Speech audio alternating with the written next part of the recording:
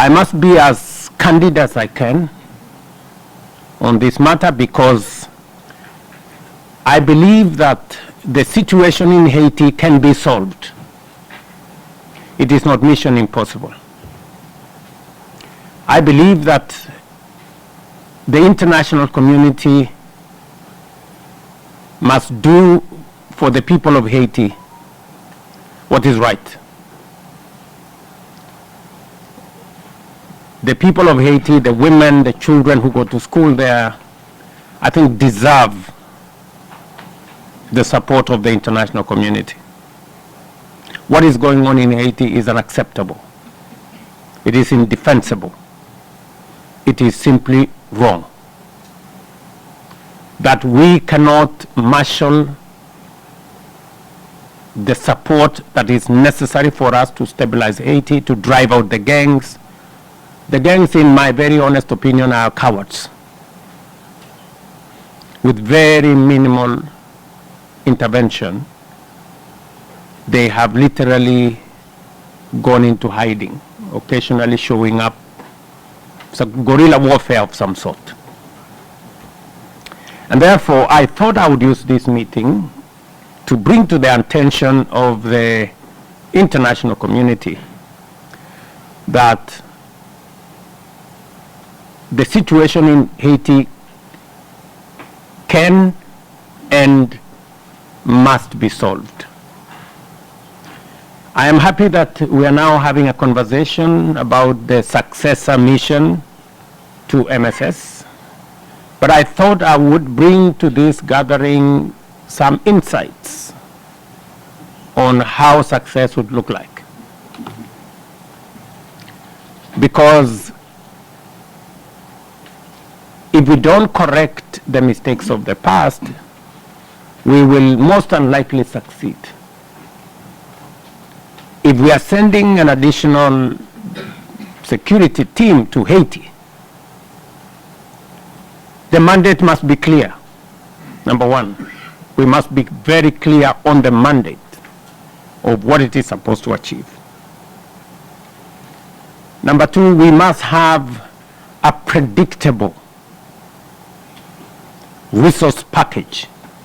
It cannot be what Kenya has gone through, a game of guesswork.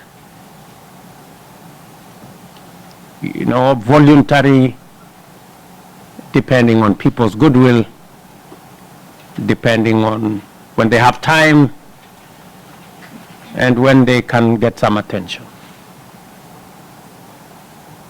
It must be predictable. And that is if we are serious about solving the matter of Haiti.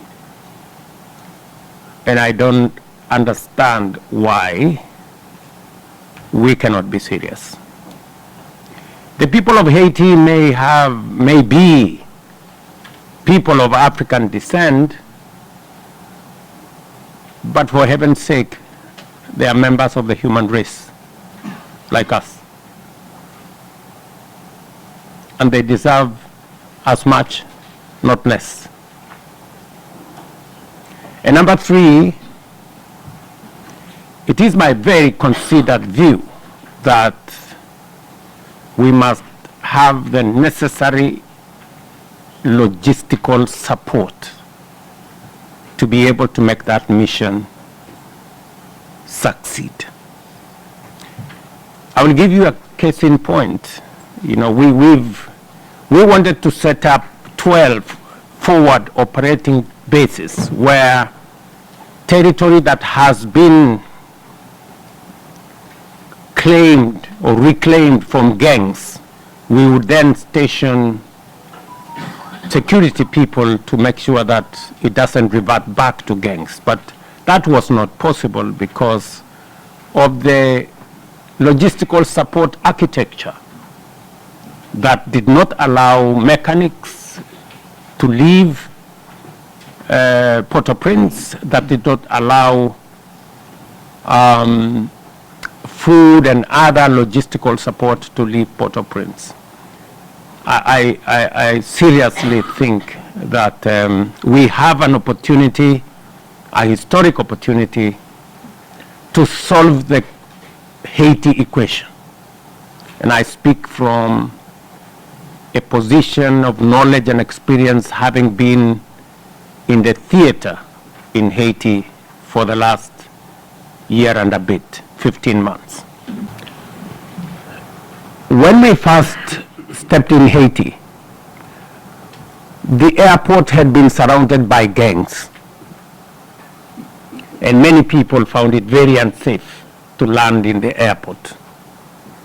Today, the airport is operational. We have passenger, we have cargo flights landing in the airport. We have driven out the gangs from the airport, and the airport is much safer than what it was. The presidential palace was under siege. Today, the presidential council is a place where the management of the affairs of the people of Haiti is carried out from that premise. It is now secured by our forces. Thirdly, the police headquarters and the police training center had been overrun by gangs.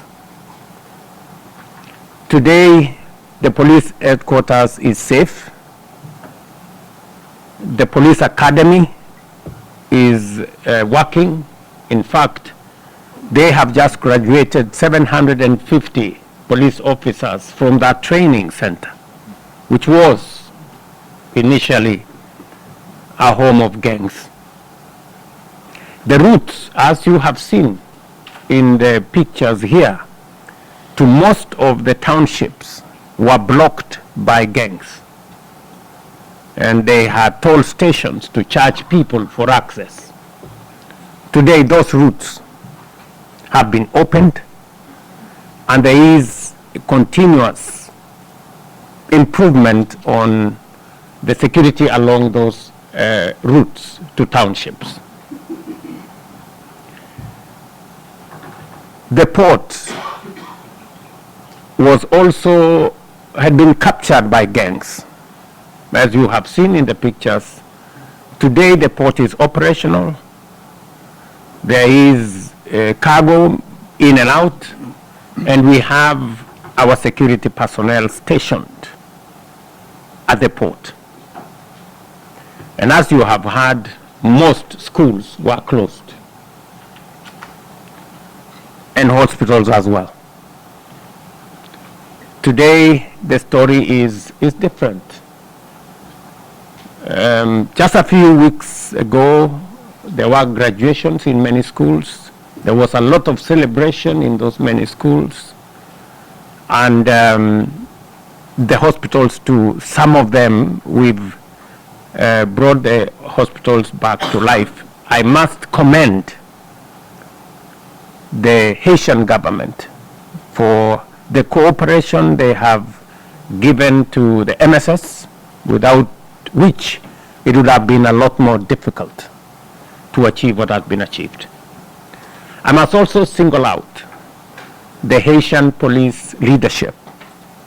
They have been immensely useful, and they have worked in collaboration with MSS in the efforts that we have undertaken.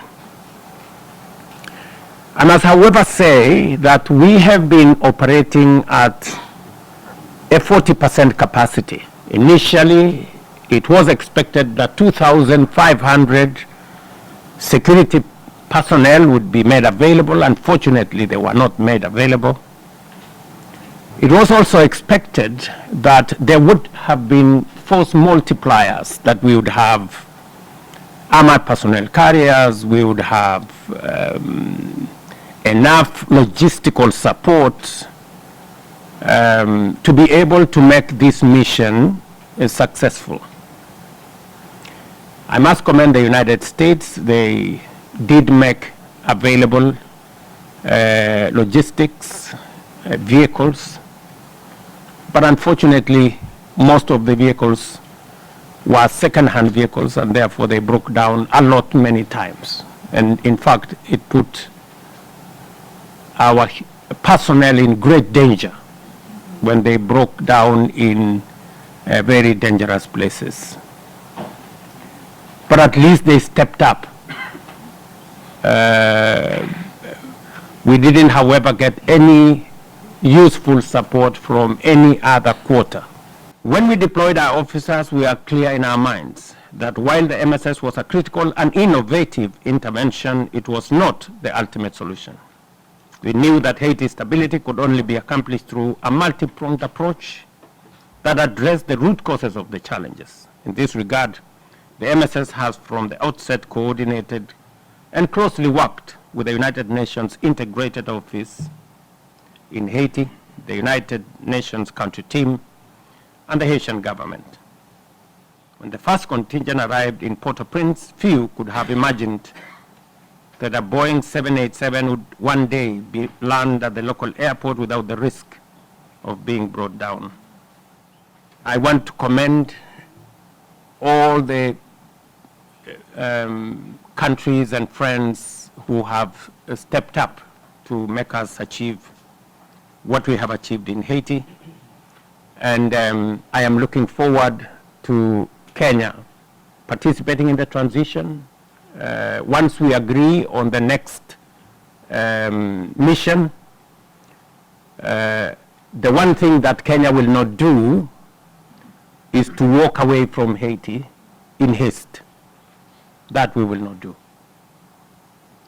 Because all said and done, we believe that they are members of humanity, and we owe them a clear transition, because whatever has been achieved, if we don't provide a proper transition, we are unlikely to lose everything that we have achieved. And therefore, the mandate of the MSS is coming up in the next 11 days,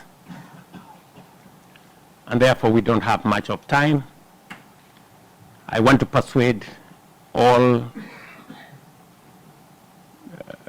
members of the international community, persuade the P5 to take the matters of Haiti as seriously as it deserves, and hopefully provide a transition that is going to ensure that we don't let the people of Haiti down. The dislocation of people in Haiti is even more horrific than we realize, and the vulnerability of women and girls is acute. As President Ruto said, this is a matter of our humanity, and it is true that there are conflicts in other parts of the world, but we, I believe, are facing a level of Haiti fatigue that we have to break. And I hope that this meeting this morning will go a long way towards breaking that. But I do urge all members, and Chris in particular, OAS, we need more information for CARICOM, for other countries, if we are going to carry the ball that we need to carry at this point in time. Thank you.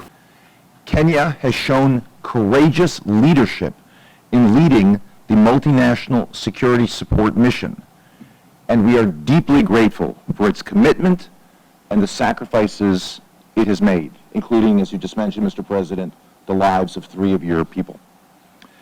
Despite the contributions of Kenya and the countries that have joined the MSS, though, the mission currently lacks the mandate and the resources necessary to address the mounting scale of the challenge. That is why the United States and Panama have worked with Haiti to introduce a UN Security Council resolution to establish a larger gang suppression force with a broader mandate and a UN support office for Haiti, which would provide the necessary operational and logistical support for the force. This effort responds to the call from our partners in Kenya, as we have just heard, and has the full endorsement of Haiti. All 32 members of the Organization of American States have likewise signed on to a joint statement calling for the urgent passage of this resolution. It's not that often you get all 32 members of an international body to agree on something. Requested by Haiti, this new force would consist of more than 5,500 personnel, more than 5 times the size of the current MSS mission, and would operate under a mandate authorized by Chapter 7 of the UN Charter. This mandate would empower the force to proactively target gangs and restore security to Haiti while ensuring it has the appropriate tools to succeed. The mission's anticipated objectives include reducing territorial control by gangs, securing critical infrastructure, and conducting anti-gang operations. Unfortunately, the adoption of this resolution is not a done deal. Despite overwhelming support of the UN Security Council, there are still those who might try to prevent its adoption or slow our response in Haiti's hour of need. The time for action is now, and the United States asks all our partners to join us in pressing for this critical resolution before the MSS mission mandate expires on October 2nd. Our proposed resolution would address Haiti's immediate security challenges, but we must also not ignore the long-term recovery of Haiti. The era of impunity is over for individuals promoting violence and undermining the country's stability and governance.